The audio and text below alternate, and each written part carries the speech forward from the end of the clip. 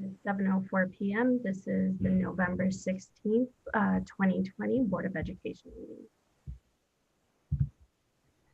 All right, so I can go ahead and do? Yes.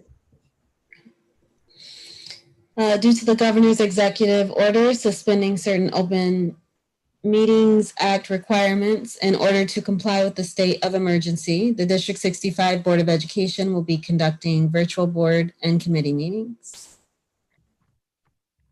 I'll take roll call. Halpern. Here. Kim. Here. Hernandez. Here. Lindsay Ryan. Here. Mendoza. Here. Kartha. Here. Tanya Budi. Here.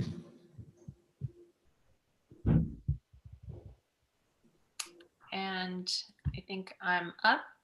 I move that the Board of Education approve tonight's meeting agenda as presented. Second. Great. Halpern. Yes. Kim. Yes. Hernandez. Yes. Lindsay Ryan. Yes. Mendoza. Yes. Kartha. Yes. Tanya Budi. Yes. Great.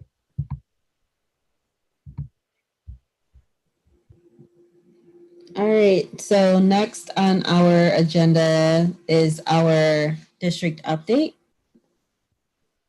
All right. Hello, everyone. Hope all is well and you're staying warm after the great weather last week. But I want to start out by saying each year in Illinois, November 15th is recognized as the School Board Members Day. This year's theme for school board members is Perseverance Through Leadership. While 2020 has certainly created new challenges for the education community in everyday life, it has also shown the importance of having a quality leadership team that is able to adapt to current conditions while still meeting the local community's public education needs and student goals. In all honesty, I tell a lot of my colleagues, sitting superintendents and aspiring superintendents, I am fortunate to have the school board that we have here.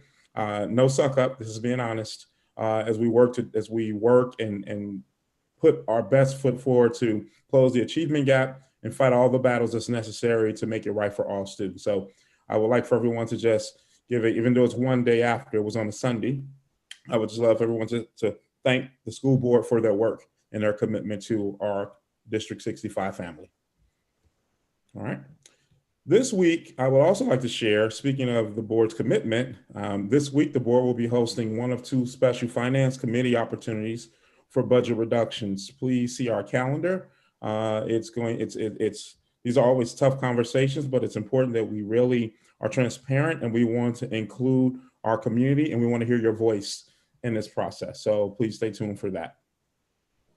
On some other news that's really positive, on October 29th, District 65, we hosted the first Superintendent Student Advisory Committee, which presented an incredible opportunity to deepen connection with our student leaders and to elevate the voices of those who we serve.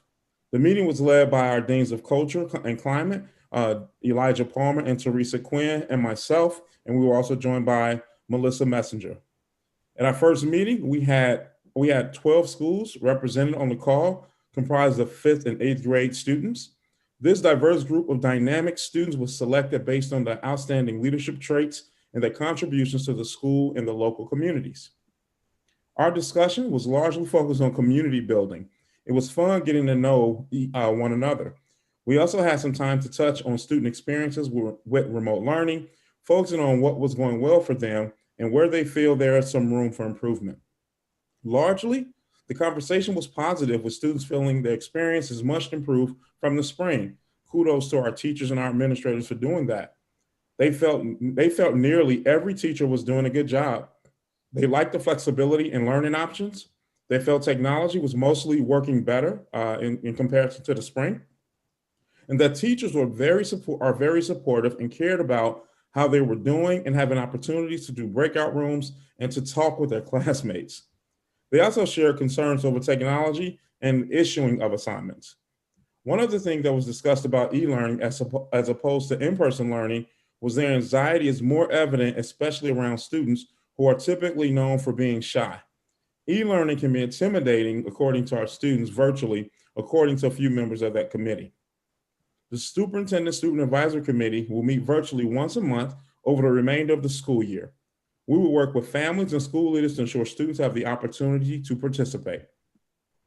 And there are topics that we will be addressing over the next up and coming months.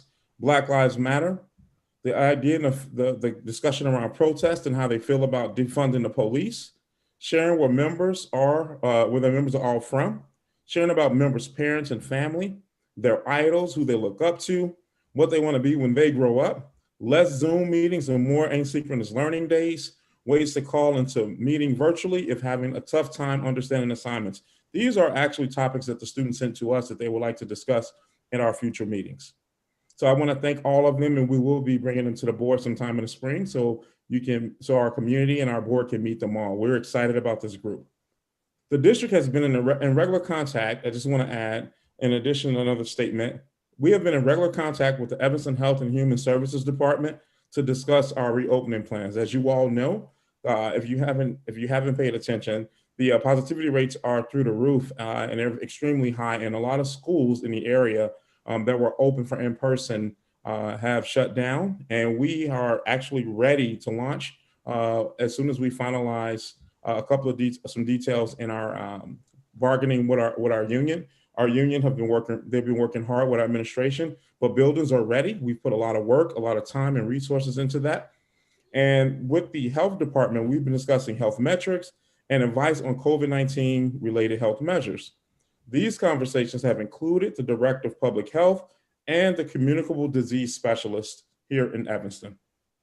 The metric District 65 has established for reopening and re-exits are directly aligned to the state of Illinois Restore Illinois plan and associated metrics established by the Illinois Department of Health.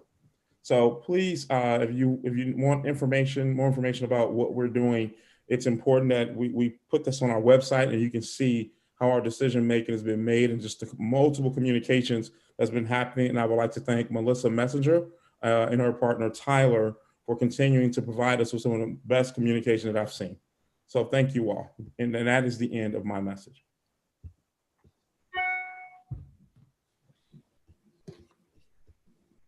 Thank you, Dr. Horton. I believe we have the high five this evening, correct?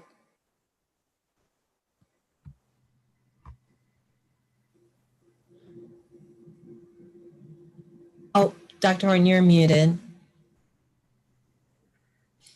It keeps happening to me. Oh. So good evening again. In the tradition of celebrating hard work and exceptional performance, I'm very pleased to be able to continue recognizing our incredible District 65 team for their efforts as part of the High Five Celebrating Excellence and District 65 Staff Recognition Program. As our staff continues to grow diligently in navigating new ways of teaching, learning, and approaching significant changes in daily operations, it is now more important than ever to uplift them and their work. Before we get started, I'm going to turn it over to do some housekeeping notes. Melissa. Thanks, Dr. Horton, and thanks for the shout out earlier. Much appreciated.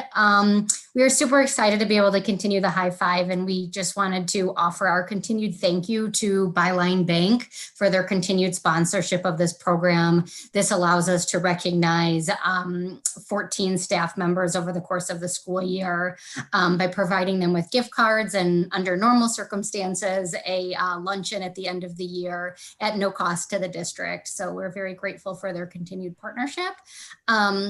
All of our recipients do receive a $100 gift card, recognition via our Fast Five and social media channels, and a framed recognition certificate as well. I just wanted to remind everybody that the High Five nomination is available on our website at district65.net/high five. And we have received really, really incredible nominations this school year. I think that's really a testament to the hard work of our staff in these really trying times. So without further ado, I will turn it back over to Dr. Horton. All right, thank you. Tonight, we have the pleasure of virtually welcoming Harriet and Carlos. I will now share a little more about each of our nominees, and we will do a virtual round of applause at the end. First, we will recognize Harriet Pantiquez. Harriet serves as one of our district student information systems clerk.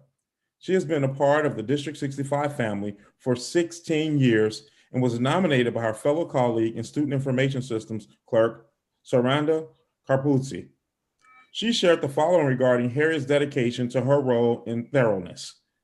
Harriet has been working with the district for more than a decade, whether it be deciphering court documents or researching state laws relevant to school code.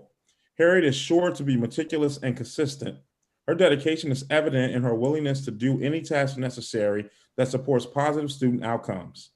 She does all the small behind-the-scenes steps that enables the registration team to be successful.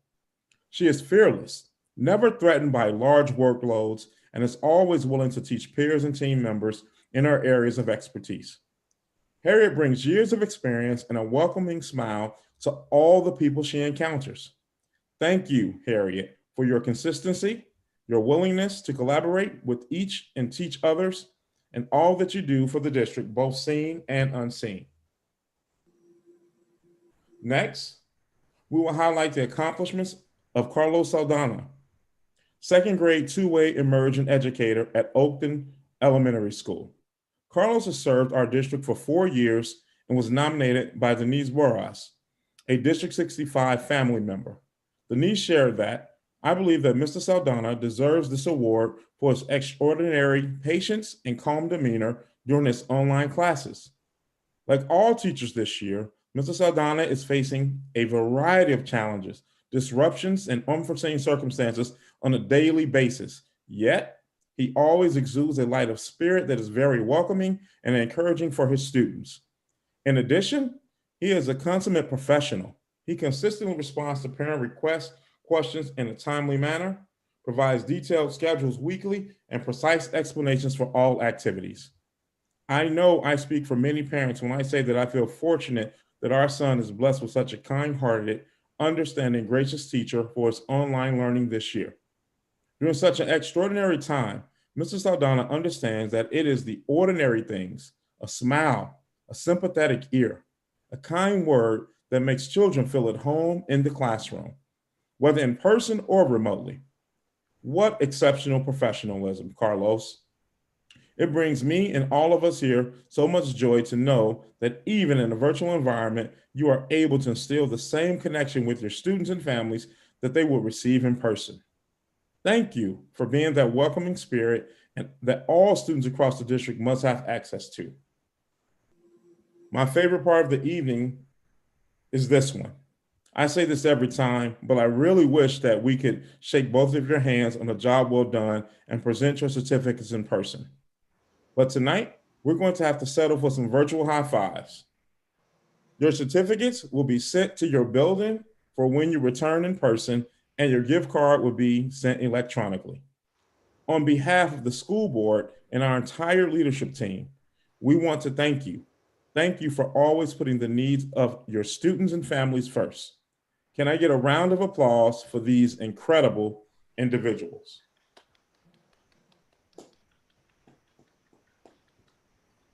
Does anyone have anything that they would like to share? I think it's super dope that Harriet's family is on. Give it up for the family. Yay!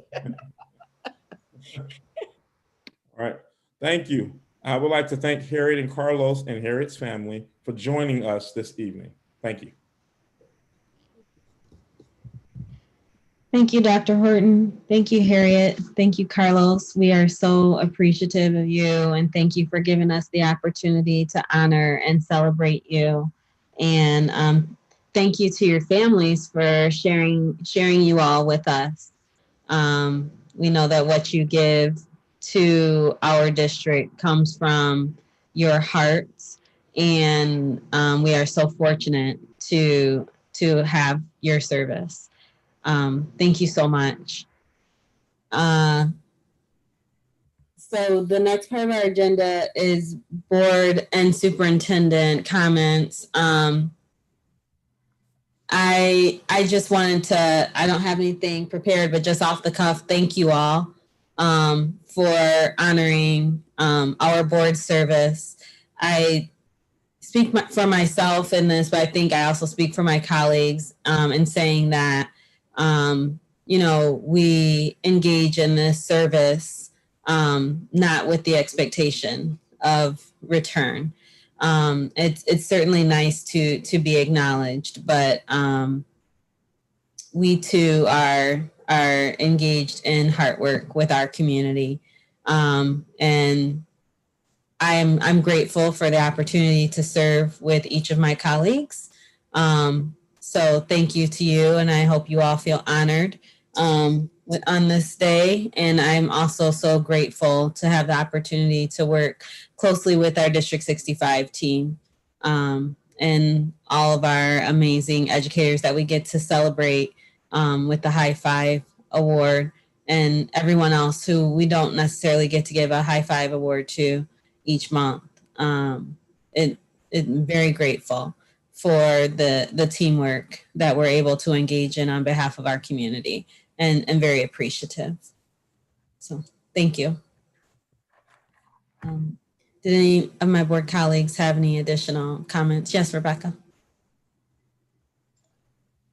Thank you, Anya. Yes, I have a couple of comments that I wanted to make.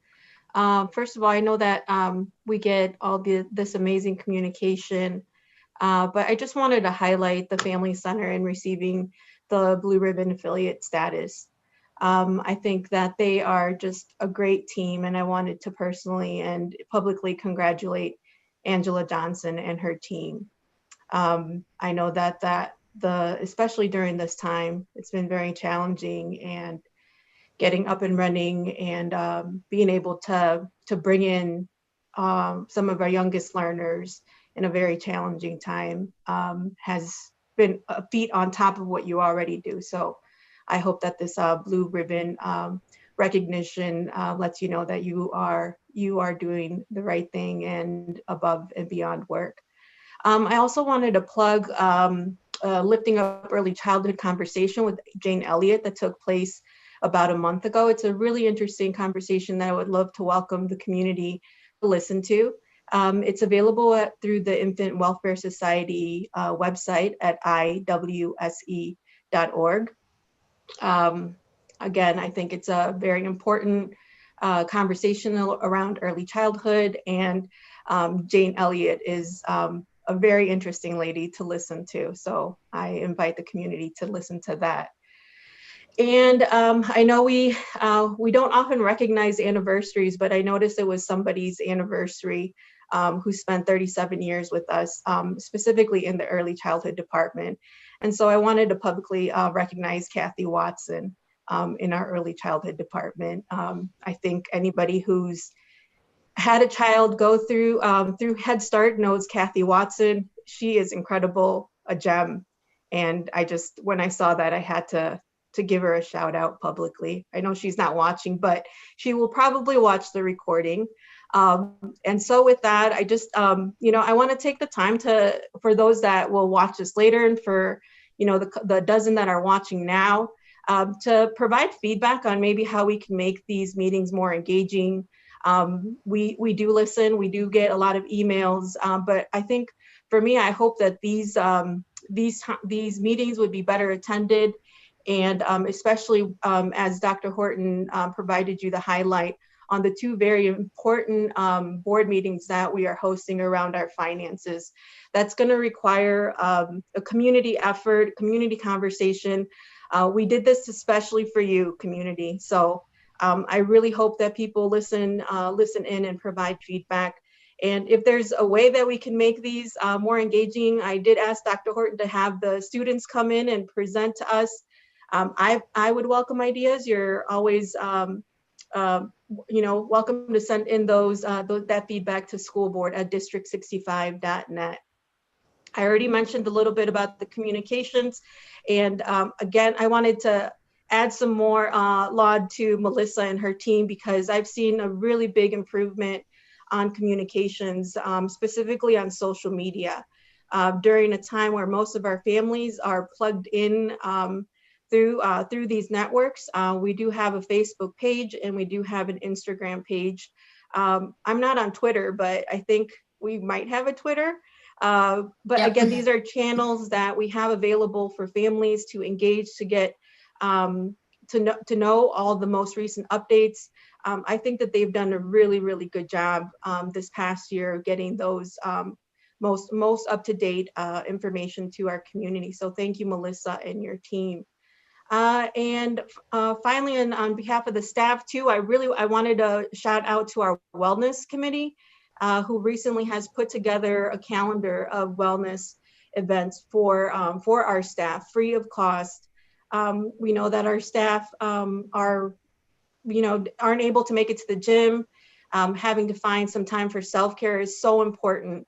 And so I want to just thank the wellness committee for that. And finally, one more community update. I too wanted to thank the volunteers who continue to provide groceries, help at the CW market. We feed over 150, or they feed over 150 families with help from School District 65 and other community donors. And those groceries make a huge difference to, again, over 150 families. So I wanted to publicly thank the volunteers from our community to help put those bags together, help make sure that those bags get to the right households, and also the delivery people, all volunteers. So wanted to thank that. Thank you, Adila, for the beautiful gift, the delicious gift you dropped off. It's a perfect time for hibernating. We're gonna go into for the next couple of months. And I wanna put a community plug out for coming to join us on the school board. It definitely is a lot of work, but it's rewarding work. And I would be happy to answer any questions from any community member that might have questions about the process. You do have until December, let me give you the exact date, December 13 to submit your paperwork. This is it's a very important role. Even if you don't have children in District 65, public schools belong to all of us, and it really is up to us to help shape what our community will look like for our youth, from the very early learners who come in through our doorway to learning, to our awesome 8th graders who graduate and go on to do big things at ETHS. And just wanted to add a thank you to Anya's gratitude already expressed to the board. I think we have a pretty awesome board, and I just wanted to say it's a privilege serving with all of you. Thank you. Thank you. Any other board colleagues have comments this evening? All right. We are going to move on to the public comment section of our meeting. Any member of the public wishing to submit a comment to be read at tonight's board meeting was asked to email their comment to the board secretary by 5 p.m. today. Adila, do we have any board comments to be read? Yes, we have 2 comments. The first comment is from Emily Ekstrand. She says, "Hi, my name is Emily Ekstrand, and I'm the mother of a 3rd grader at Dewey Elementary. I'm very thankful that the board has made the decision to extend remote learning and keep children, teachers, and support staff safe. I have been very impressed with the quality of instruction my son is receiving. His teacher makes all of her students feel seen, heard, appreciated, essential ingredients for belonging to a learning community. As a result, my son is motivated to do his remote learning, even when the tasks are difficult. I want to publicly thank all of the teachers for the hard work they're doing." That was from Emily Ekstrand. The next comment or question is from Angela Blasing. Her question is, has the District 65 board engaged an advisory team, including medical or public health professionals, to help in their reopening plans? And if not, who is the board and administration relying on for medical information and to stay abreast of the latest statistics and recommendations from these professionals? Thanks, Angela Blasing. And that concludes the public comments for tonight. Thank you so much, Dela.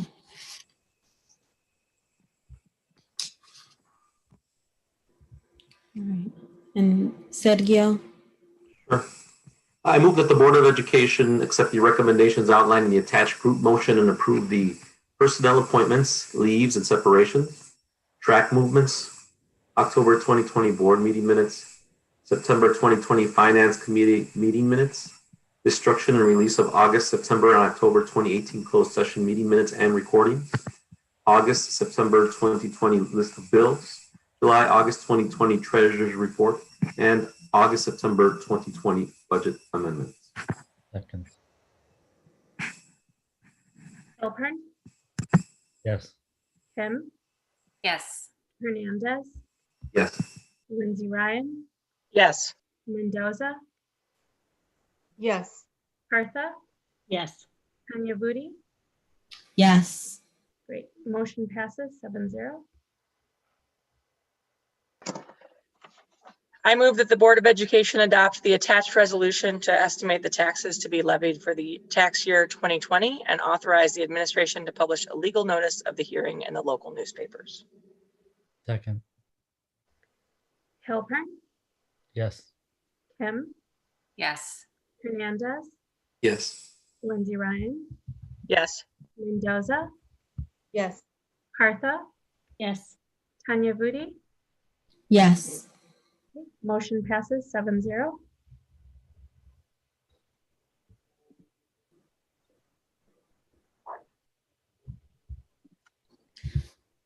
All right, so next on our agenda are two important discussion items. And Kylie, I think you have the first discussion. Yes, I do. Thank you. I'll share my screen and get presenting. Hold on one moment.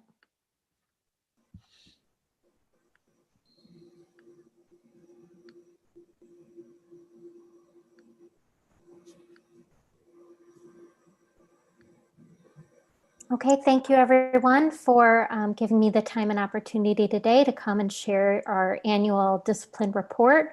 This is a report of our kind of high-level discipline data from last school year. As you know, as a district, we always look at our data through the equity lens. I think it's really essential that, especially when we're talking about discipline data, that we acknowledge that this data is not reflective solely on student deficit, right? This data is really about the interaction between adults and students, and looking at it from a restorative practices lens. We really have to reflect on the sorts of opportunities and supports that we're providing in schools. And so I'd like to encourage everyone to consider the fact that while we see aggregate data trends, we really have to be reflective as practitioners and really interrogate what the data represents. We also have to note the fact that these end-of-year data from last year were affected by the COVID-related school closures. These have influenced the data and the trends that we see. And so we will report the data, but we also have to acknowledge that it represents about 10 fewer weeks of in-person in-school time. Therefore, we have to look at the trends, look at the declines, but also be cognizant of the fact that we should consider these trends with caution when we attempt to interpret them. So overall, as we've seen for the last several years, we see a decline in the number of suspension incidents, the number of students who are affected by out-of-school suspension, and the number of days of lost instruction from out-of-school suspensions each year. When we looked at this data in September, we shared with the board a memo that included a bi-week look at suspension data, and that weekly look also reflected the same sort of decreasing trend. So we feel cautiously optimistic that this represents the ongoing pattern and trend in declines that we've seen over the last several years that the district has engaged in restorative practices work.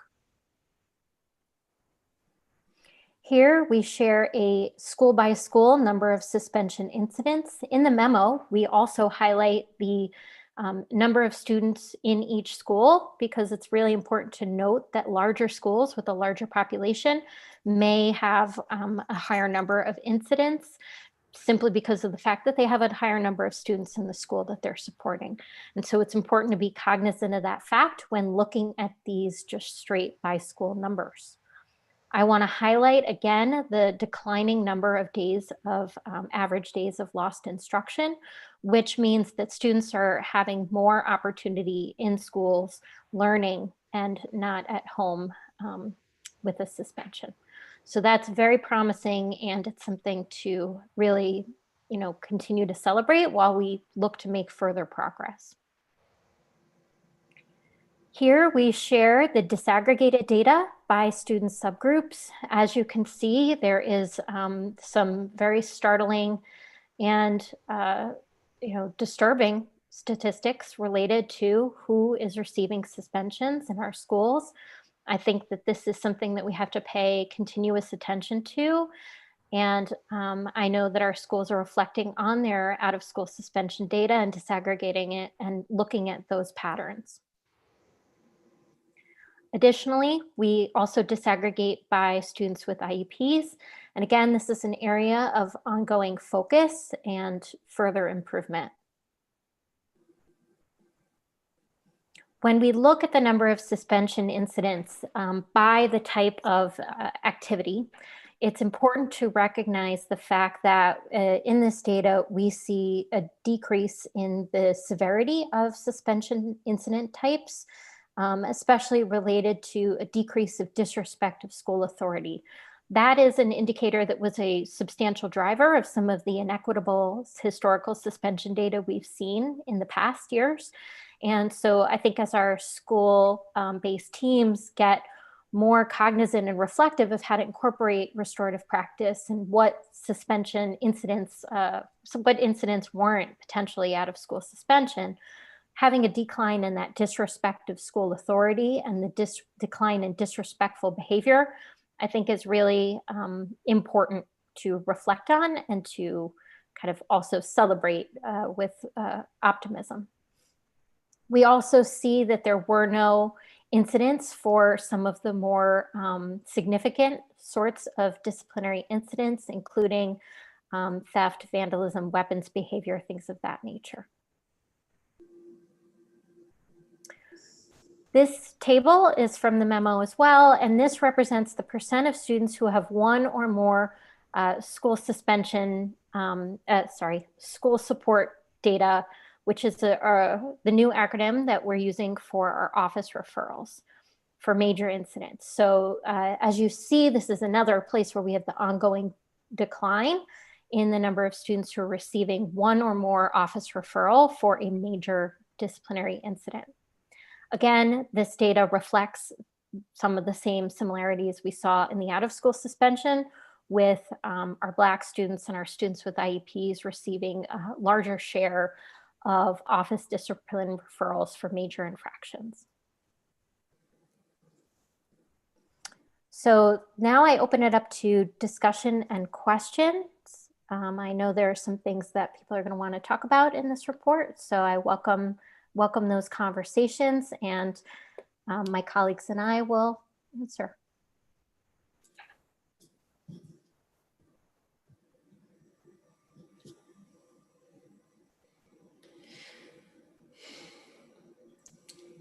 Yeah, go ahead, Sunny. Yeah, I'll start off. I sent a question. I mean, I think there's appreciating the caveat about the fact that school had to close early. I think that we can be we can feel good that it does seem like we're heading in the right direction. I mean, we still see disproportionality amongst our students of color and students with IEPs, and that's still troubling, but at least we're moving in the right direction. And so I think we can all feel good about that.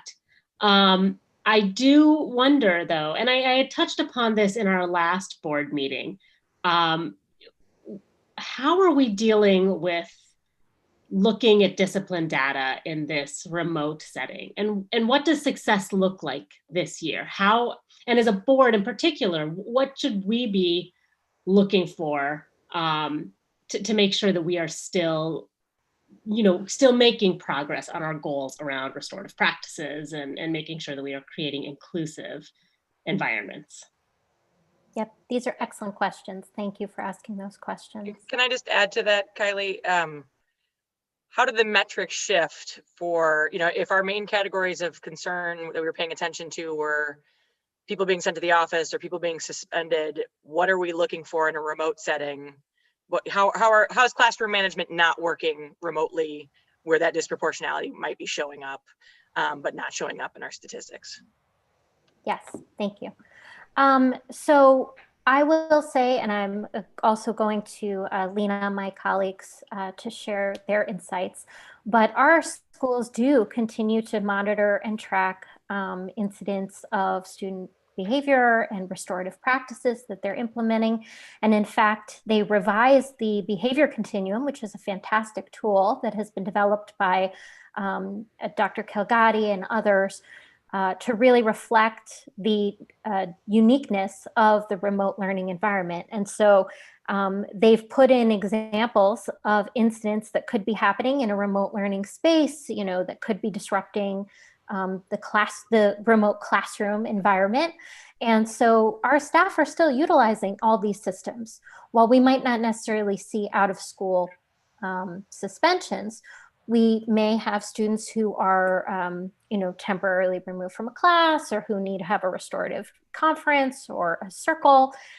Those practices are still being put in place, even in the remote learning environment. And so I think that those are things that we are still monitoring, and we are still watching those data. And I know that our coaches are still working to support, and our deans of climate and culture are still working to support schools on their restorative practices, even in the remote setting. And so we'll continue to monitor this and share it with you. And I know that our schools are also continuing to use our systems. So we look at this data on an ongoing basis, even though we are in a remote environment. That was very well said, Kylie. I would totally agree with everything you said. And the only thing I would add to it, which I would talk a little bit about, we are continuing to we are planning to administer our restorative practice implementation assessment, which we reported to the board last year. That was part of our metric, that every school was going to pay attention to how restorative practices are living or being embodied in the building. We administered it 3 times last year. We made a decision, given where we are, to do it twice this year. So we'll do it in the next 6 weeks. So it'll be administered by working with, led by Teresa Quinn and Elijah Palmer, our 2 deans of climate and culture. We'll be working with schools and the restorative practice leads in those buildings and the administration. The second part of that is then we would also administer it at the end of the year. It's also important because we are thinking about the way in which, as we prepare to potentially return in person and continuing our ongoing remote learning experiences, how are our staff integrating the restorative practices in their morning meetings and their sunset meetings at the end of the day? Those are 2 of the areas that we pay attention. I did want to mention another important addition to our data, or our survey data, that the board will have a report on from a high level, which is that we're going to be, this year we've administered for the first time student survey data as part of the Panorama survey to measure student voice as it relates to culture and climate. And I think this is something that the board has asked for many years, around like, how are we thinking about social emotional learning? So the Panorama survey focuses, and we've identified questions within that address social emotional learning and also equity experiences of our students. This year, the survey was completed in October, and this will be our first year, and we're looking forward to learning from that data. We also, our schools use the 5 essentials. Particularly this past year, we had more students participate in the student portion of that. And so that's important data as well, even though it's not as much around culture and climate, but there is some data that can be mined in that as well. And lastly, understand that this actually gives us the opportunity to give our teachers a lot more professional development as we start to get ready to come back to school. So this is, like I say, it's a blessing in disguise that we actually get to use our deans of culture and climate to actually visit classrooms, look inside, and just give that PD that we know that is needed for our teachers. So when we actually enter the classrooms this year, everything that we started last year and that we're PDing around this year, we actually have the time for our teachers to soak it in and actually use it in a virtual world and get set for us when we enter inside the school. So it sounds like, am I correct in hearing, Kylie, that despite the fact that we have been remote, we will be able to have meaningful quarterly discipline report data to review as a board? That's something that I think we'll follow up and circle back with you, because I know that in an effort to streamline the number of things that we can get into in a meaningful way, we transitioned last year to an annual report. We look at the data very frequently, so I think that's something that we'll circle back. It's something that's coming your way. 2 things I wanted to say. We are working with Kylie's team. Over the next couple of months, we will be providing Domo accounts for each of you. There will be certain key data metrics that you'll have access to. What you will not be able to drill down to see student-specific data. What we think is important as board members to be able to see what's happening, because like Kylie just spoke of, it's hard to present this like multiple times a year on this platform, but we can put the data in your hand. The other thing that we do, Kylie's leading in our reality checks. There's a major component about that where we meet with each school with their leaders and key cabinet members on this call, meet with principal and APs to go over not just academic data, but some of their behavior data and disaggregated by demographics. The last thing I wanted to add that I think Andalib and Little will want to speak about too, and I think this is more so with the Deans of Culture and Climate, we're looking at our restorative practice process, right? Building that strong, the behavior management cycle, which you heard Kylie reference to, and then the responsive classroom. We're finding ways to marry those 3. They all serve a unique purpose to making sure that our schools are safe and that our students and our staff can build strong relationships and have an environment that's conducive for all. So that's the last part I wanted to add to that we will be able to capture some data on as soon as we get our full scope of how we're going to move on. One last thing, we're also doing some, getting ready to launch Ovea's bullying prevention training in the district as well, that's housed with the Deans of Culture and Climate as well. That's going to be schools identifying these committees around bullying prevention. I met with Kofi, the parent organization, and that was a huge concern for them, that there was bullying happening. So Ovea's bullying prevention, I don't want to slaughter it, but I know they identify students who are subject to possibly being bullied, students who are bullies, and then those who have the potential to commit suicide. But it's some intensive training that will happen, and we're marching down that road right now. So thank you. And if I may add, in addition to all of these great resources and training opportunities my colleagues have highlighted, we also had done some focus groups involving teachers, school administrators to learn more about how they're experiencing restorative practices in their buildings. And that was a wonderful opportunity for us to work in partnership with our colleagues and our educators in the schools to really learn how we can improve the supports that we're providing as a district to make sure that restorative practices are being deeply integrated. And so I just want to show my appreciation and gratitude for all of our colleagues out in the schools who joined us to share their insights and their thoughts related to improving the use of restorative practices in our schools. Thank you. So yeah, I mentioned quarterly discipline report, and you mentioned that we'd switch that to an annual report. I just want to make sure that we are in a position to have data to continue to assess from the board level the culture and climate of discipline in the district and the trends of discipline in the district, so that we can do our due diligence from the board level. So thank you all for clarifying the data that we have available. Yeah, Joey, I see you have some comments. I had a question that may not be able to be answered right now, but it's really about the students who have been a part of this suspension report or discipline report that have faced exclusionary discipline in previous years. Some of them, probably not all, but some of them have probably found the pandemic and the remote learning to be a positive experience because it separated them from the institution of schooling that they found hard. That the lived experience of being a student in a school has been challenging and put them in a compromising relationship with the adults who are supposed to care for them and the peers that they're supposed to socialize with. And I'm wondering, for those who this has been a good thing, that has possibly paired them better with us as a learning partner and a learning support system. Is there a way to identify what is the plan to support them so that they have a bridge back when we return to in-person learning, so that the positive relationship that maybe they've taken with the pandemic can be brought back to the intensity of an in-person situation that maybe was hard before, and use this as a bridge for some students who otherwise had a hard time. So Joey, I would love for us to do some digging, some deeper digging, instead of just giving you a quick, rapid response to that. And good thing you started off your question with that statement. But I would just say this: what I have noticed is that we do have some of our students that's in our superintendent advisory group.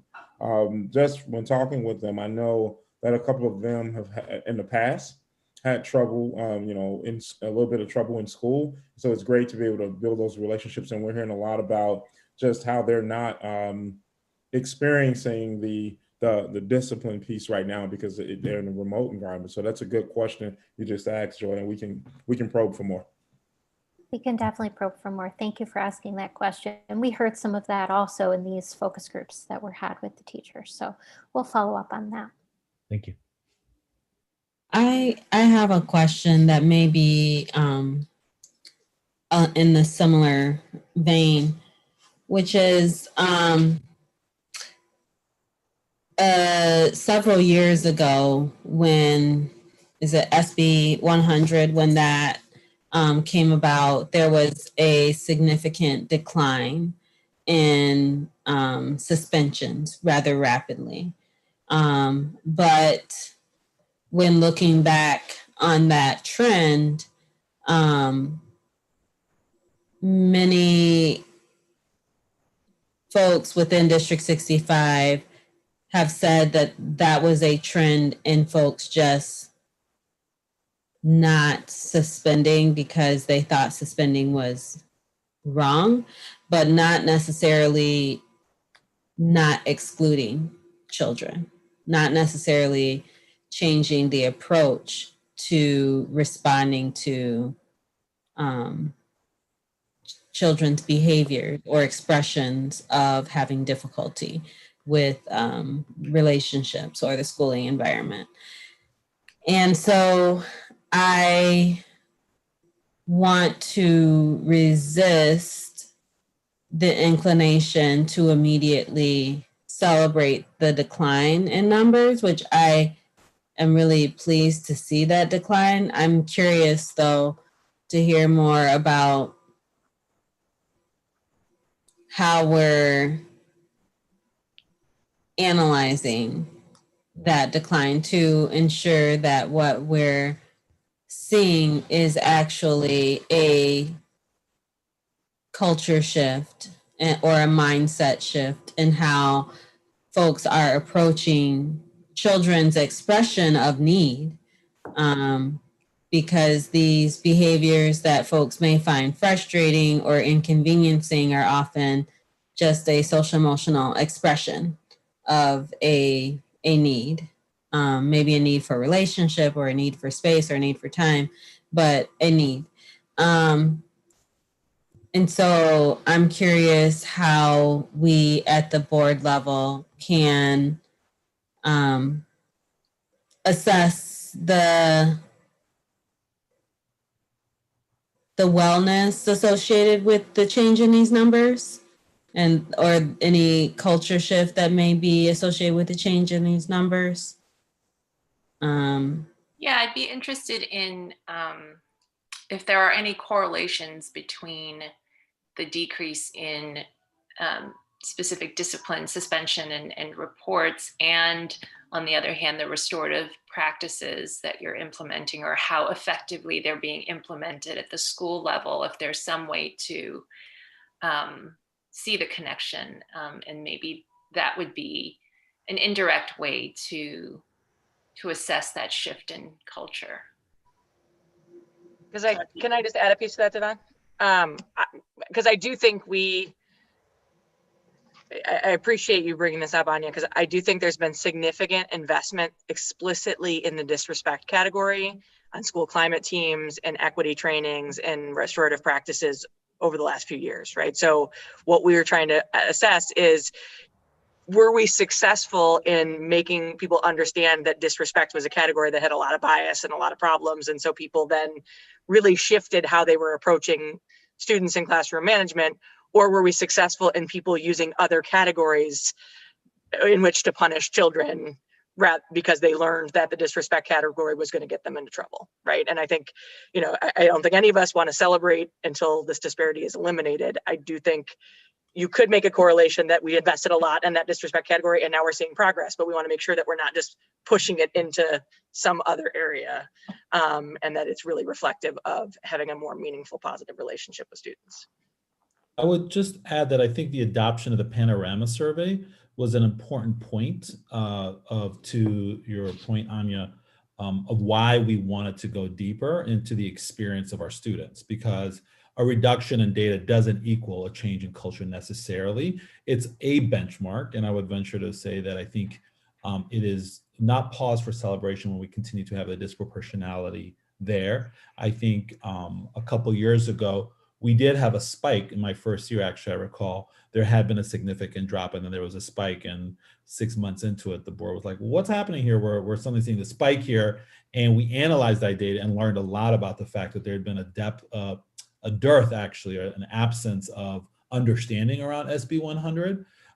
So I would venture to say that it's really important, and I appreciate this conversation, that like, how do we really measure? And I think Kylie's team has done a great job of starting to help us triangulate this data to help us get a more full picture. The only other thing I would say is that last year there was 2 other investments that we haven't discussed tonight, which is that this board was very committed to us identifying additional resources around the way in which nonviolent crisis intervention situations occurred. And so we identified last year a number of schools, staff members who were trained in how do you de-escalate a situation that's occurring. So we're not using our SROs, we're not using the police, we're not using but we're really trying to help our staff build capacity within. So I would also say that in addition to the district policy, the new behavior discipline code, the investment in restorative practices, we also invested in a significant amount of dollars in raising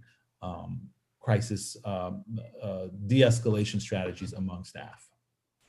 Yes, and I'd like to just building on what Andaliba shared, all of that is so true, and he's spot on. It's really in the triangulation of all the information. We can't hang a banner that says mission accomplished, right? We see promising indicators here, but the work is not done. There is still a lot of work to go, and the fact that there's a lot of racial disproportionality in this data, the fact that students with IEPs are more likely to be suspended. I mean, there's a lot of work still yet to do. So I'm cautiously optimistic. I see that these are promising indicators. We do look at the 5 essentials data. We are looking at the RP implementation assessments of the schools.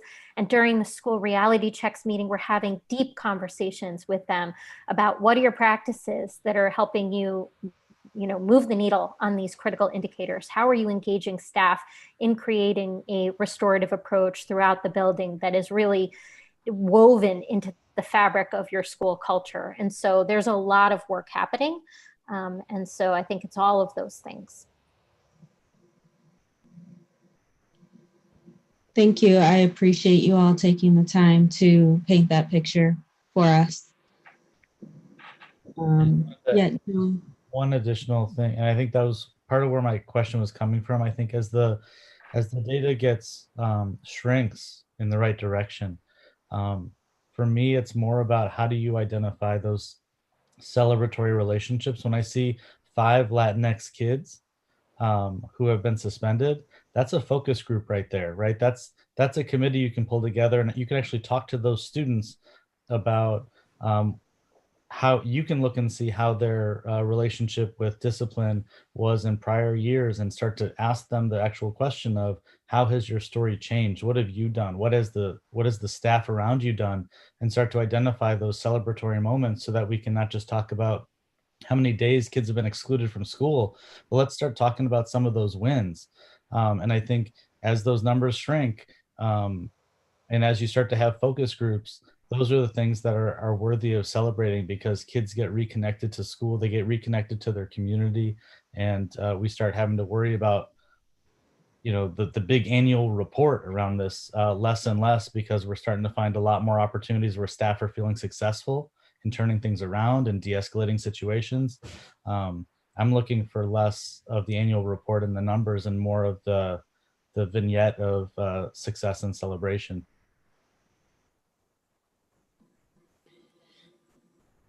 Thanks, Joey. I guess I wanted to dig a little deeper in another element of the report, which was the disparities for Black students and students with IEPs.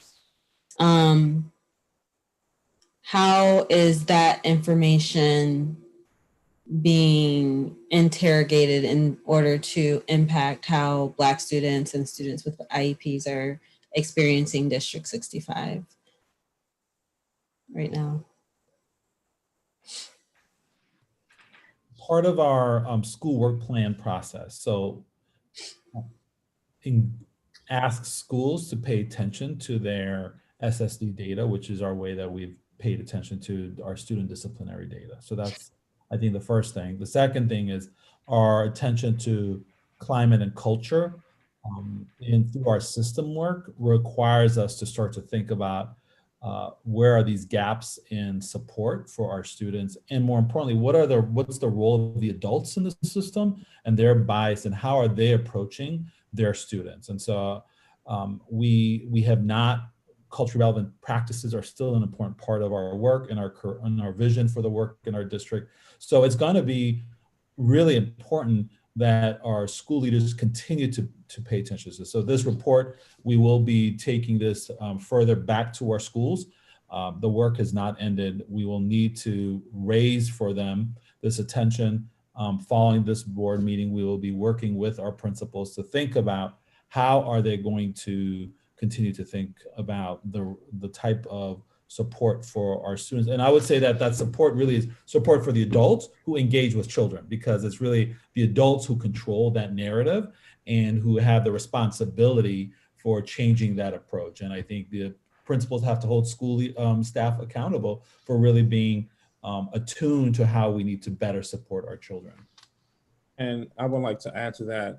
I'm glad you transitioned to that position, Anjali, regarding change. We know that if we want to see different outcomes for our data and our students, our African-American students and our special education students, that's not going to happen if adult practice don't shift. And so what we've connecting a few dots on the Miracles framework that we are looking at. So Romy's doing some amazing work with, we just had a presentation this morning around co-teaching training, making sure that our teachers, not just our special education teachers, but our regular education teachers have the right resources and the right exposure to be able to support our students with IEPs. And then let's just be honest, our highest percentage of students with IEPs are African-American in our district. And there are biases that still exist. That doesn't make anyone bad. it really just tells us that our work, something that Devon is developing right now, Devon Alexander is developing, is this real training, and it's for racial equity, these racial equity teams that will be formed at schools, and they will use the PLC structure to help build best practices around culture responsive teaching, culturally relevant teaching, because we know the best defense against misbehavior is tier 1 teaching. And so we want to help our teachers create classrooms that are respected and supported by all, not to say that they don't do it now, but doing it at a level that it won't allow some of our students to necessarily, our African-American, our Latinx students, to veer off and not be interested or get disconnected. Again, I go back to just that original statement. If we are expecting change with our student outcomes, our adult practices will have to shift. And that's a lot of work that's happening now. It's hard, it's tedious, and people, it's not about putting the blame. And I would challenge on the lead statement, when we talk about principals, it's also cabinet. We have to adjust how we're leading and what will be the resources that we're providing, and the central office team as well. And we're all open to it. So it is definitely a shift in just culture with how we operate and decide what we move forward. And we go through this entire school year moving forward. I think Little summed it up too, taking this time, taking a crisis and making something good from it, and providing high quality professional development that can help us improve. And I just want to build on what you're saying, Dr. Horton, that again, really analyzing how we as the adults, right, build relationships with children and engage children and families, right? Because children are couched with families and in communities. So not only should we be thinking about just the climate within the school, but what about any supports that a family may need, for instance, around food assistance, or somebody might have lost a job. So again, when a parent at home feels stressed or is going through a trauma, that is manifesting itself in the classroom or even in remote learning. So, again, also thinking about that other piece with working with our social workers, as well as working with community organizations and churches that engage families to make sure that we're meeting the needs of children in collaboration with community partners, to also meet the needs of parents or caretakers of children, to really address any root issues that may be causing any issues that a child may be having that may be presenting in a classroom or a remote setting. And just like I say, everybody kind of took the words out of my mouth, but it's really about improving that instructional climate inside of those buildings. And we're doing that through Whetstone, and by our principals getting inside of those classrooms, our administrators getting inside of those classrooms and giving those teachers that support early. And also because of the fact that once again, we are in remote learning. So these teachers are coming up with more engaging lessons to engage our students, and our principals and admin teams are coaching them around it. That engagement to try to get those kids engaged, that in itself is going to start decreasing some of our issues in our buildings. Because with the first message you heard today from a parent was how her son feels really engaged now in this remote setting.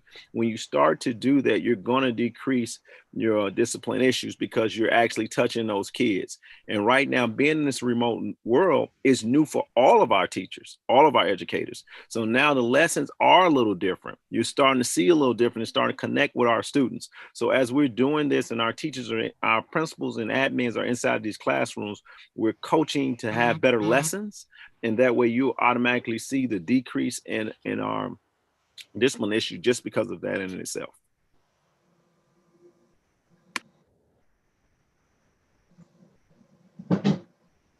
Anya, were you done asking your question?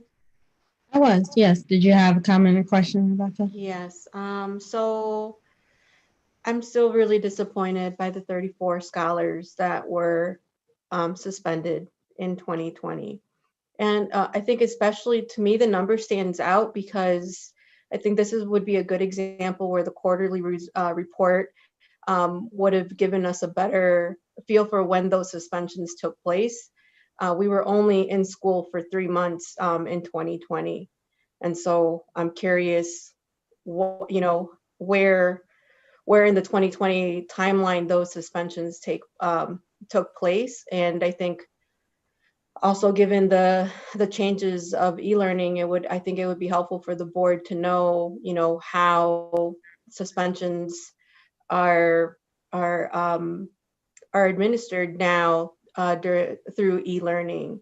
So that's something that I would be curious to learn more about. And I think it's already been stated several times and at previous board meetings, just the language behind disrespect and what that means, and how we're also exploring and supporting educators that might be resorting to this option maybe a little bit more readily than other educators, maybe looking into educators who've never issued this type of reprimand, and exploring what practices those teachers are doing.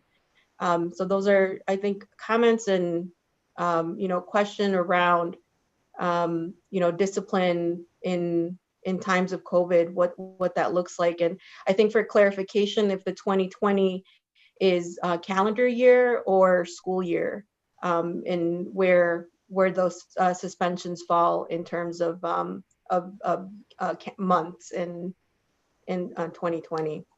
Yes, thank you. These are good questions, of course. So that is the school year, last school year, the 2020 school year 20. So from fall 2019 through the end of the kind of spring 2020. In September, there was a board memo on restorative practices and climate and culture updates that was from Dr. Kilgatti and Mr. Little. My department contributed some of the analysis for that. And in that memo, there was a data graphic that showed the suspensions by week. And so you can kind of see the cadence. It's not just an aggregate, here's how we did overall for the whole school year.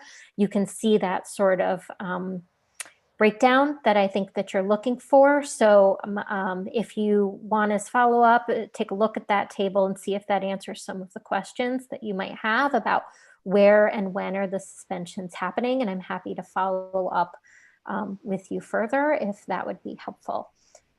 Well, I want to say this, as a leader, and I did this in a former district, getting the Domo accounts in your hand, you will be able to see that in real time. As once we get that connected, we're a few months away from being able to provide you that, but that will give you that data on an ongoing pattern where you can actually look at that and understand, and you can ask questions and probe, which we will be able to do that as well as administration. And then the other thing I just would like to say, we're discussing very deeply in our reality checks.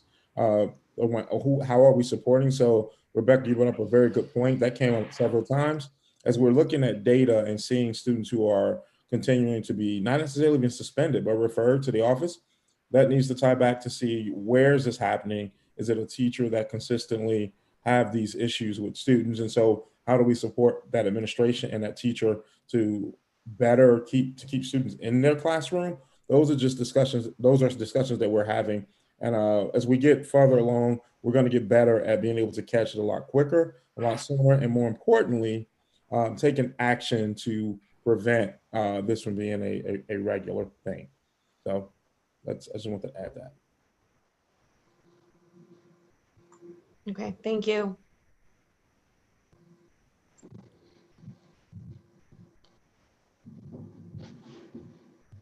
I think that wraps up the extent of our board discussion for the annual discipline report. Thank you. Thank you. For the presentation and the data. Look forward to continuing to monitor these trends and what it says about how children and families are doing in relationship with District 65. And so that moves us on to our remote learning update with Stacy. All right, thank you, Anya. I'll go ahead and grab the screen as well. Should be right here, will be perfect. And go ahead and get that into present.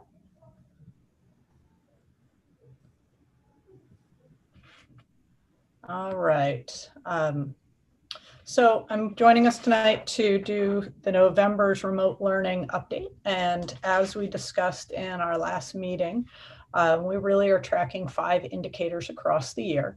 We reported on those 5 indicators within the memo, and the majority of the slides tonight, in fact, all of the remaining slides, will really be focused on our remote learning survey. So you can get a sense of some of what was learned through the survey, both that was completed by our parents and caretakers, as well as our educators. Our students are also providing input, but that survey is ongoing currently, so we don't yet have those results. So as we set up just a little bit of background on the survey was issued and administered from October 15th to October 30th. The goal ultimately was to understand the quality of learning of our remote learning for the fall implementation and to compare that back to the spring implementation. Participation rate, you can see we had 3,578 participants in English, 213 in Spanish. So not a representative sample across. Well, what we can say is that these are people that opted to take the survey in English and Spanish. And then additionally, we had 435 educators who completed the survey. This number is lower than the spring, yet we did discover after the survey window that there may have been some concurrent surveys that were running at the same time. A couple of things to also note about potential survey limitations and considerations was one, this is a slightly lower participation rate for both our teachers and our families between the spring and the fall. And then additionally, this is an online survey. And so we would see an upward bias in the results. That is a consistent factor from both spring and fall. So as we are comparing, that is consistent, but we do need to understand that there's most likely an upward bias in these results due to connectivity, and we're getting input from people that are currently engaged in our remote learning. We'll dive in first to our spring and fall comparison for parents. Parents were asked to sound in on how much they agreed or disagreed with following statements, and we're sharing tonight kind of a subset of data. The first slide here notes 76% of our families communicated that they agree or strongly agree with the statement that my child or I knows what schoolwork they are expected to complete each day or week. This is high. It is consistently high with the spring, but yet it really does send a message that we are communicating well to our families and students about the work that needs to be completed. Additionally, lots of credit to our educators in this survey and the feedback from our families about the positive work that our educators are doing. We had essentially 85% of our families reported that their child's teacher is responsive to the child's questions about their schoolwork. Again, a strong positive indicator of educators' work and even a stronger response this fall than in the spring. We also reached out again around the same question of whether a child requires assistance from an adult or sibling to complete their schoolwork. We do note that there continues to be a need for support, yet we also note that families are reporting a slight decline in the percent of parents agreeing and strongly agreeing with this statement. This may suggest that for some students, independence could be increasing, while also showing that it is remaining a challenge for many. Families also sounded in specifically on whether they felt like their child was falling behind academically. We can also see that in a case there is a slight decrease and people are recording this concern, yet this may shift depending upon the duration of remote learning. And so this is also an area clearly that is a concern for us as a district and why we are spending considerable time and resources and really trying to focus on the quality of remote learning, including these surveys and learning from these surveys to inform professional learning and the supports that we put in place. Moving into areas that are connected more to health and well-being, families sounded in about their children's physical health. They continue to communicate that physical health is a concern with a slight increase from the spring. And similarly, families continue to communicate that the child's mental health and well-being is also a concern, up slightly from the spring.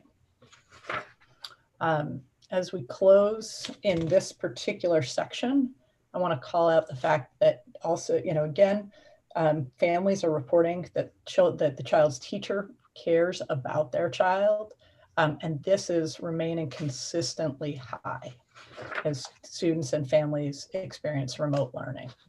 The final kind of highlight from the parent survey that I want to call out is that overall families reported that their remote learning experience is improved. 48% of the parents and guardians report that the remote learning experience is good or very good, which is an increase of 11%. One of the things that I want to highlight here before we move into the educator survey is that as we entered the fall, educators, district all knew the expectations for delivering remote learning were higher. And so when we look at this and we see that families are reporting consistent and more positively about this remote learning experience, we see this as a testimony to the good work that our educators and our school leaders are doing to support learning and families. I'm now going to move into the spring and fall comparison for staff. Similarly, they were asked to sound in as to whether they agreed or disagreed with the following statements. First, we're going to kind of focus in a little bit on technology. A consistent percentage of educators report that their technology needs are being met, and that they are able to adequately provide learning for their students. And again, this is in light of the fact that we have shifted those learning expectations up, and our educators have elevated their demand for the types of things that they need to be able to deliver learning well. And so I see this as suggesting that we are responding to that challenge on the technology side. The next comment states that educators sounded in on whether they are confident in their ability to provide rigorous distance learning instruction. This slide indicates an increase in educators reporting that they feel confident providing rigorous classroom instruction, which suggests an increased level of confidence among our educators in this environment. The next two slides address curricular resources, and specifically giving feedback on ELA and math resources. Please note that there are a high percentage of NAs on this slide, and that is because all educators were asked to complete the survey, fine arts, PE, related service providers. So many of them are not the core deliverers of English language arts or math instruction, hence the not applicables. What we do note here is that educators are continuing to say that at this point in time, we're indicating that the Eureka Math platform for online remote learning for some was not yet meeting their teaching needs. What the STEM department has done is they've engaged extensively with great minds. And a lot of the feedback is not at all about Eureka and the math curriculum. There's actually a lot of positive feedback about the focus of the math curriculum and the actual teaching resources. Yet it's the online tools, and the company has actually released several rounds of updates and continues to meet with us regularly. And they are providing dates for their next wave of deliverables as we continue to improve the quality of the online delivery of Eureka Math curriculum. For the reading resources, we did purchase additional videos in our kindergarten through 5th grade. The feedback on those is positive, yet we're showing that educators are still showing a desire for stronger reading curricular resources. The feedback also indicated that part of this is the desire and need for access for additional books to support students' reading and literacy instruction. This is being addressed by our library department and our literacy department. Our library department has been reaching out and teaching lessons in all of the classrooms in K-5 and is about to do so in middle school to access Sora, which is a strong ebook collection that they have recently added as part of their additional ebook resources. So we're looking forward to seeing the kind of checkout books, and we saw actually over the last several weeks over 3,000 books checked out in that space. Educators, in the next slide, talks about, we really find particularly encouraging. Educators report that they're increasingly confident in their students' ability to complete assigned work. While we also need to acknowledge that the volume of this work has increased simultaneously. So when we take a look particularly at the agree and strongly agree on this slide, we see that educators have this increased confidence in their students' ability to knock out that work. And I think that shows up as the students are working increasingly independently, that the students are feeling some success in this space.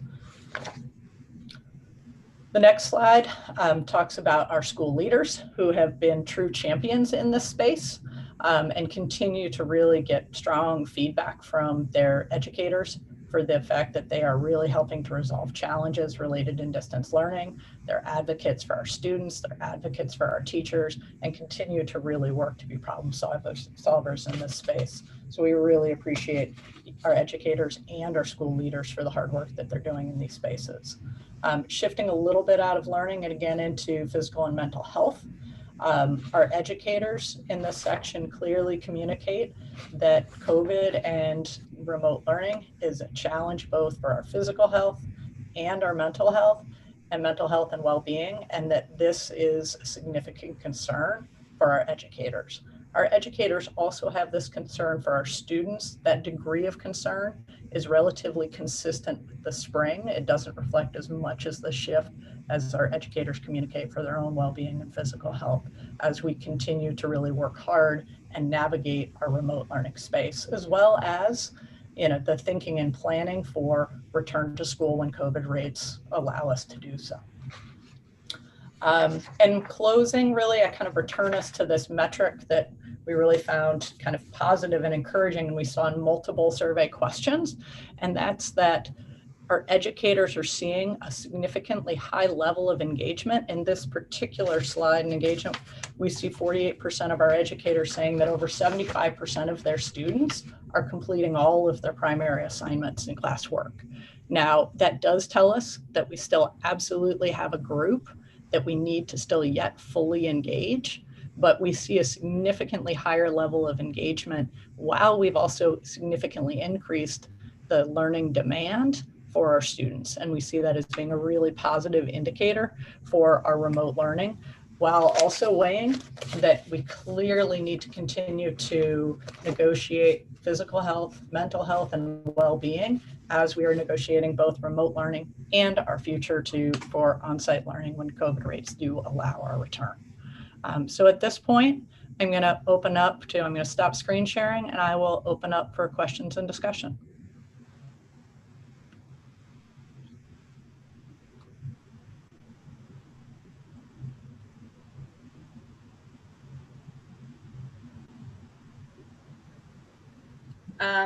I think some of the data is really promising about the improvement from spring to fall. I appreciate all of the work our educators have done to get there. I think my primary concerns are about the population we're not hearing from, that are not responding to these surveys, that are not engaging in class, and what strategies we have as we look at potentially a longer period of this remote setting continuing. What are we finding as successes for strategies to reaching out to folks who are not being successful with our other metrics? So a couple things to address. We did note in the memo that the number of remote learning engagement plans has increased. I think what that is showing is that our educators are creating plans with goals, and that have specific outreach plans. And this is a place where our building leadership has been really strong in trying to connect, get resources out to families, and really figure out what in those cases are interfering with our ability to access learning. And so our leaders really at a point in many cases where they can articulate the very specific actions that are being taken with particular families. Yet, clearly with the suspension of our remote learning in camps and other spaces, there still are challenges that are at play until we can get kids back in school. We are also looking at other ways for students to be able to get themselves re-engaged with school, have additional learning opportunities to be able to make up any learning that has been missed. And so those are a couple different pathways that we are accessing. Additionally, Andalib, I don't know if you want to speak to Brian Harris and a bit of his work. Absolutely. So in our district, we have a student engagement coordinator, Brian Harris, who really is focused through a grant to focus on 6 schools. But given the pandemic, he has broadened his work to really include pursuing and supporting disengagement where it appears if a teacher and a school team and an engagement team have done everything possible, then the next step would be to reach out to him. And he's actually done home visits, of course, practicing social distancing guidelines, the whole gamut, to make sure that we can work. There are situations where families have reached out to him as well. We've also recognized that there are times, and Mr. Little and I met recently last week actually with Mr. Harris to say, what if when when Brian reaches out and that doesn't even work, right? So we've been talking about forging even partnerships with our family and community engagement department to be able to identify ways in which some of the support in those departments can also take some extra steps, because there are realities where our families are facing really difficult situations that pale in terms of what we could have ever even imagined. So. I think just to emphasize Biz's point, I think it's so important that we hear from all of our families, and I think we have to figure out a way to be more creative around possibly providing some sort of traceable or unique links that we know who we're reaching. We've heard from parents many times now just being inundated with emails and not knowing which ones they need to pay attention to, probably only looking out for teachers' emails that are coming from a teacher.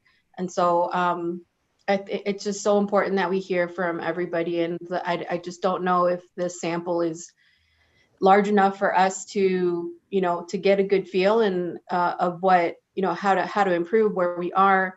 And I think that the approach of working directly through schools might be better than it coming from JEH. There's got to be a way that we can trace who's taking the surveys, being able to make the connections. I referenced the pantry earlier today.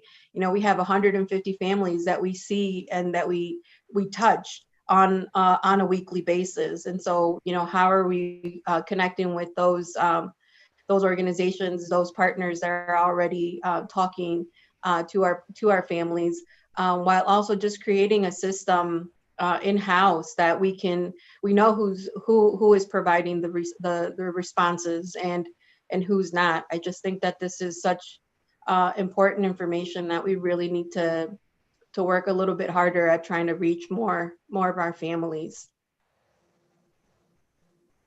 Yes, thank you very much for that. I will say I want to share my gratitude to Devon Alexander and the FACE team who helped us to further get the word out about this survey. In this survey, we did ask families also the race of their child because we wanted to make sure we were hearing from the diversity of our community. And so we did monitor that, and we did do some increased pushing. I acknowledge fully, I agree with you, we could always do more. And I think there's more to be done, but I just want to share my gratitude for that team who really helped make sure that the survey data is reflective of the kind of diversity of our community. So very appreciative of that team for helping support us with the different community organizations. Shout out to the community organizations as well. And just thank you to all the people who did take this survey. Your voices matter. They matter a lot. They shape and guide our decision-making as leaders. We take this feedback very seriously. So just as Rebecca called for public participation in the meetings, we also want all the public participation in our data collection efforts, because those voices, those diversity of experiences, they help us really grow and, our ecosystem of supports for students and families. So thank you to everybody who did participate. And we will continue to find other strategies to make sure we're getting a range of feedback. So thank you. Yeah, just to add, I don't know if we could add, some friendly competition, if a school fills out, gets like an 80%, response rate, could we work with PTA or somebody to give a pizza party or just, some incentive. I know that it works for us at work when we have to take surveys, and if it's dependent even on bragging rights, if there's some way that we can know that, one school worked together to make sure that 80% or 75% of the school responded to that survey. I think, again, it's an opportunity to create some unity around school communities, bragging rights, and again, the much needed information that we need to be able to shape our decision making and make your work most effective.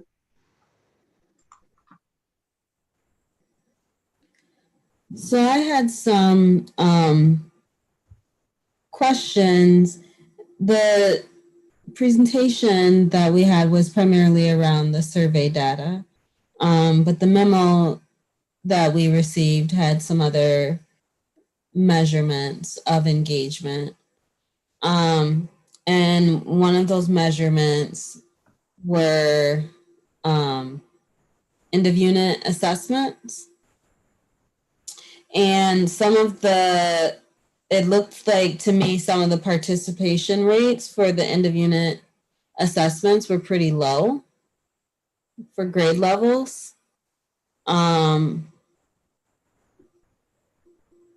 If our instructional engagement is high, why would the unit assessment participation levels be so low? Yeah. So, what I can speak to on that one, and I appreciate the question, Anya.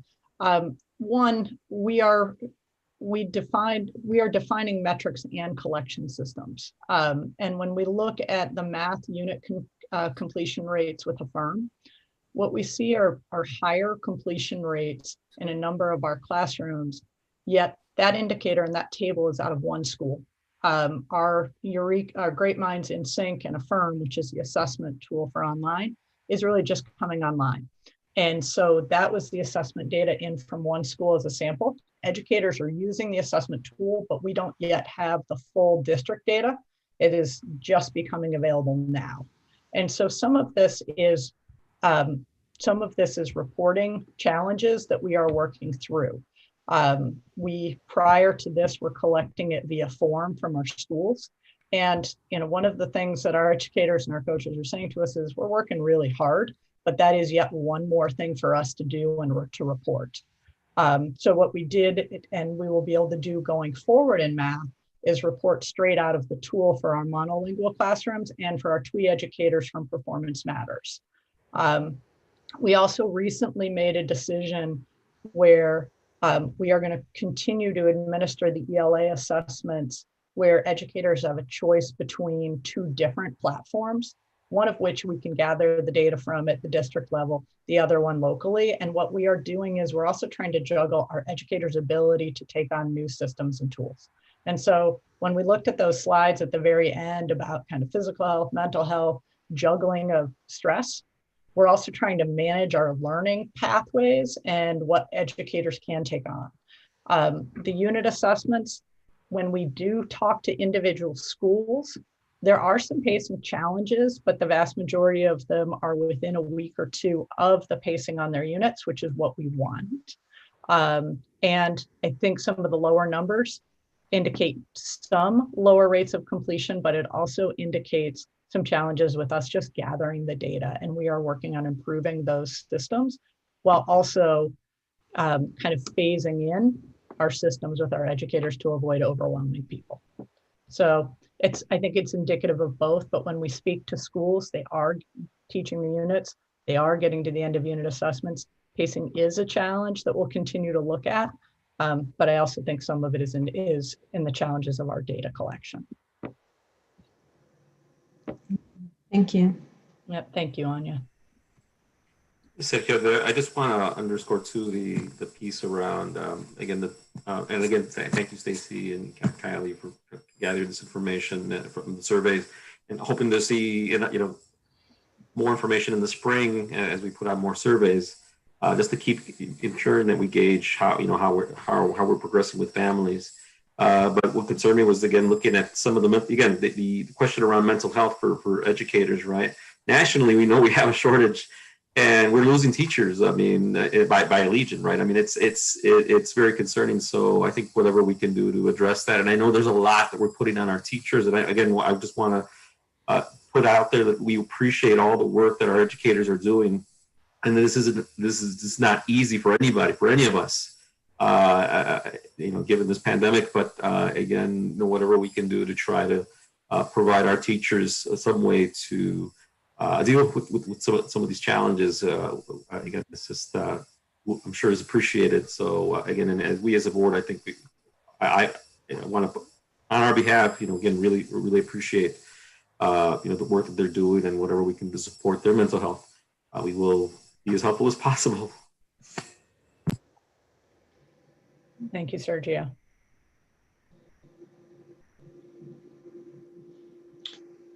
So actually, in alignment with Sergio's comment, and yeah, I absolutely agree with the concern that you also highlighted in terms of the mental health of our educators and balancing the amount of changes as well as responsibilities that come with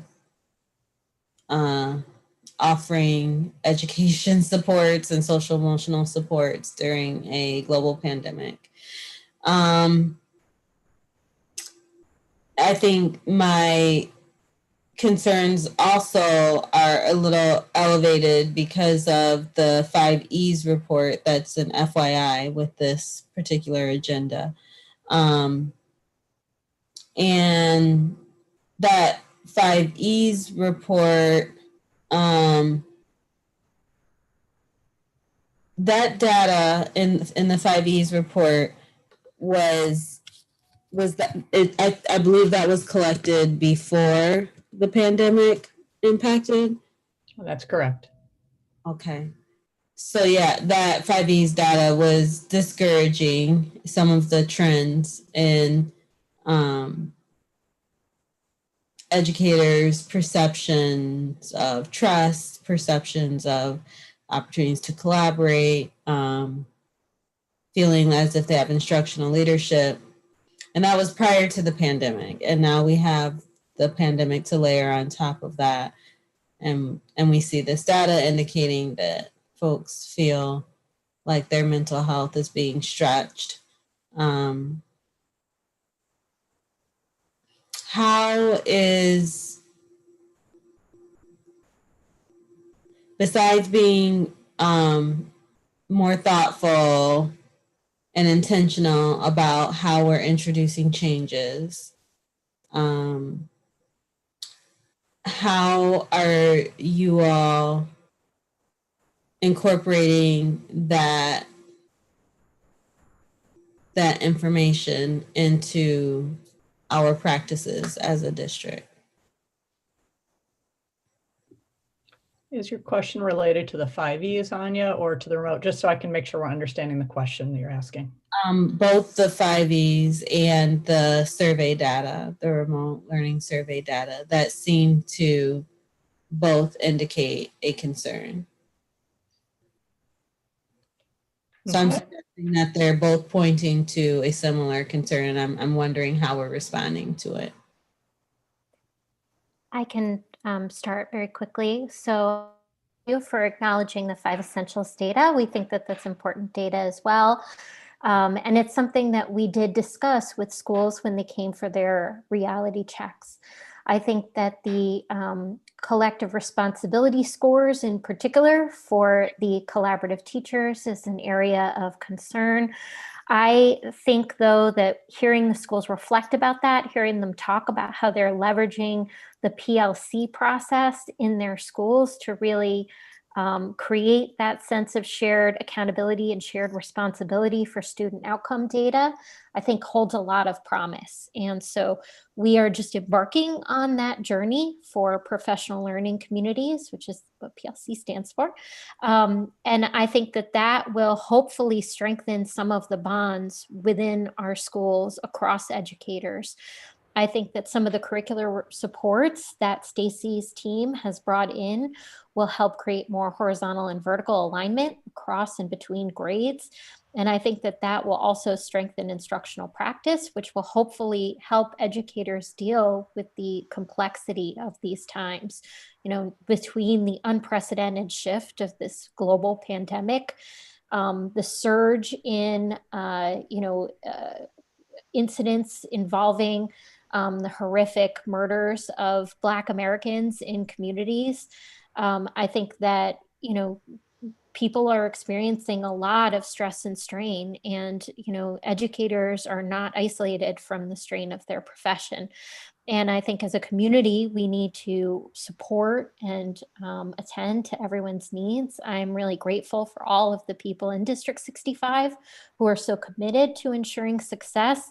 As Rebecca mentioned earlier, our school wellness team is offering supports for educators. I think we're trying to approach this from all angles. But to me, the most promising professional practice that I see, and I'd love to hear my colleagues comment, is those professional learning communities, the PLCs, which will really help create those bonds. I think there's also a lot more support for giving feedback to educators. Our principals are really committed to getting into instructional spaces and providing educators with as much resources as they can provide. To really help make sure that everyone is supported, because we don't want to be losing our educators, right? We need to retain and help them have a place where they can thrive. I would also say, if you look under our framework, which I'm listening for the language of our team, under the Miracles framework, there's a ton of effort under attract and retain quality staff. And part of the retention is to build those things that you pointed out, Anya, regarding the social emotional capacity, using our teachers and our staff for recruiting other teachers to the district that are like-minded. I think it has a lot to do with us also as we move into the world of shifting how we teach and what expectations are in this remote setting, that we also find ways to eliminate things that they are no longer responsible for, right? It's like this overkill. If they're still feeling like they have to do these other things, as Stacy highlighted, that we, as we shift and have these new expectations, that we give them a clear path of how to eliminate and move forward. We're still working and learning on that, but within that framework, there are quite a few. I was just going through it to see there are quite a few entities or tenets in there and programs that we have described that would help with exactly what you're asking about, Anya, as we get it fully fleshed out. If I could just add as well, I think it's important for us to note, while the state does seem to intend to have a new 5Es for this year and will be inclusive of the current situation with the pandemic, I think it's important for us to note we are not slowing down on what our equity work proposes us to do, which is really expect some different changes and different, some practice changes is what I mean. So I almost want to say it's pretty much traditional that whenever a shift in practice occurs, 5Es doesn't reflect that in a positive light.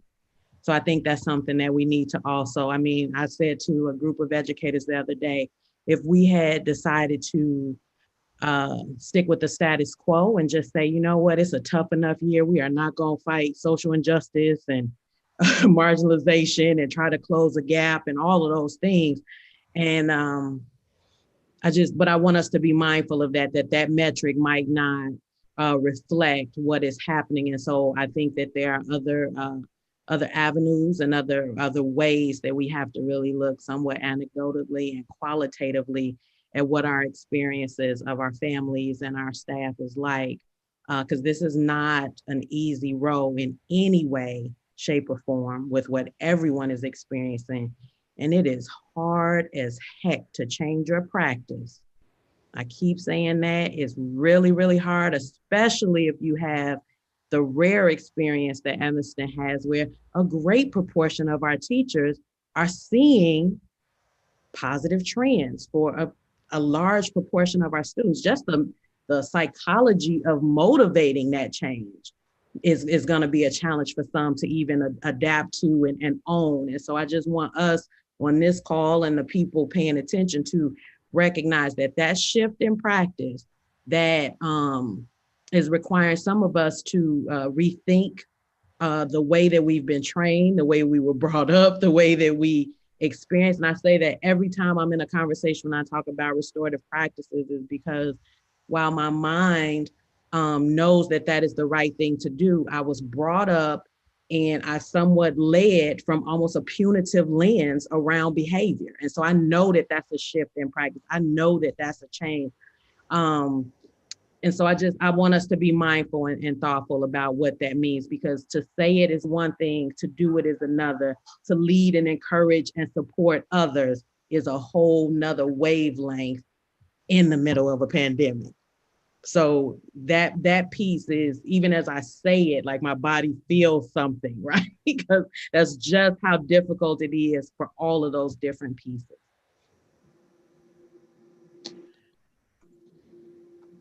Yeah, Joey. In part to what Latarsha just said and to what Kylie said before, you know, this is a pandemic, right? It's a global pandemic. I hear a lot from people. I know all of us on the board hear a lot from people clamoring for, you know, open the schools or, you know, find a way to open up certain sections. And we just had, you know, 10 minutes of hearing about how we're trying to hold on to our great staff so that they don't leave the profession, so they don't leave us. And you can't open a schoolhouse without a teacher. And I don't think, I'm an educator, so I'm speaking with a dual lens. I don't think the general public, even the stressed out parent at home with the kids, understands how intense this experience is for our educators. I don't think the administration can comprehend what a classroom teacher goes through in a day, speaking as one. I just think that it is something that we can all notice, we can appreciate, but our teachers and our support staff are enduring something that we will look back on at some point as nothing short of heroism. And I think we just have to recognize that, while at the same time thank all of you for still doing the good work and trying to push forward with program shifts and honing skills, and trying to make sure that we can hold on to things and learn new things and carry on beyond this, and not, like you said, not just sit in the status quo. So thank you for tending to the whole entirety of that problem, because it is insurmountable in my mind, and yet there you are just going at it. So thank you for reporting on it. Thank you for monitoring it. Thank you for looking at it. And thank you for appreciating the work of the teachers in the process of doing all that, because it's a huge lift. So I wish Joey had gone after me, because that was a really good thing to end on, perhaps. But I do feel like we need to put an asterisk on this data, not to dismiss it, but I think our first reaction about the 5Es coming before the pandemic is, oh my gosh, how much worse it would be if these things were surveyed now. But this was also before we had a new superintendent and before we had a whole lot of new accountability structures and a whole lot of direction. And some of that will cut positively in 5Es, and some of that will cut negatively for folks who don't want that accountability and don't want that commitment to excellence. And so I think, you know, we need to just make sure we put a few asterisks next to this information, and not that we ignore it or don't really, you know, figure out a way. I don't think any way we cut this information, there's no way that the mental health and physical well-being of our teachers isn't a high priority. I don't think there's any way that this data cuts where that's not something we need to be very concerned about and continue to invest in, and really thinking broadly to how we can reduce things that are not necessary for teachers who are going above and beyond. But I do think that the 5Es data really is missing so much of the picture of where people are at right at this moment, and that we want to make sure we contextualize that data, because there's just too many pieces that it doesn't capture right now. Thank you. I just want to name how at a macro level and a micro level, we are in need of some of the very same things that on a macro level, we want to push for a level of excellence and acknowledge that growing pains are a part of that. But we also need grace and space and warmth and flexibility. And I think, yeah, we need that in a macro theoretical way, and we also need it at a micro level in each of our classrooms and each of our relationships among adults and with children. And that is not a science, that is an art.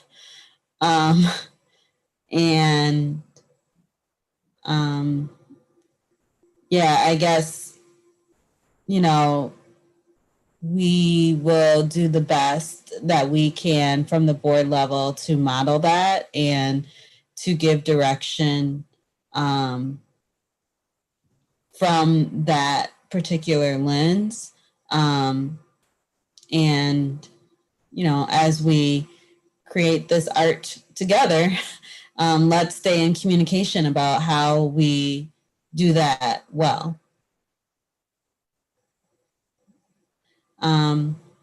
Stacy, I know you had only a couple of weeks between our last remote learning update and this remote learning update. So thank you for pulling those together so closely. It's just a little bit of time in between. Thank you all for keeping us up to date. We were not having these discussions in the spring. I'm sorry. Yes, go ahead, Stacey. I just wanted I also wanted to share the thanks with the Research Accountability and Data Department, because they did an incredible amount of work to turn a survey that closed on October 30th around and be able to allow us to see and dig into the data. So thanks to that department for all of the work that they did. Thank you. It's our pleasure. Thank you. So all that said, we were not having these conversations in the spring. I'm appreciative that we've been able to have these discussions. I think that we're still, as a board, figuring out exactly the best way to interact with this information and provide support and guidance to you all. So hopefully we will get more efficient at having these discussions as we go along. But thank you, everyone, for your thoughtful interrogation and interaction with the data. And thank you, everyone, for preparing it and for your thoughtful responses to our inquiries. If there was nothing more from the board or administration, which I don't see any indicators that there is, then I would, with no further business before the board, I would adjourn this meeting at 8:56. Thank you all. Thanks, everybody. Good night.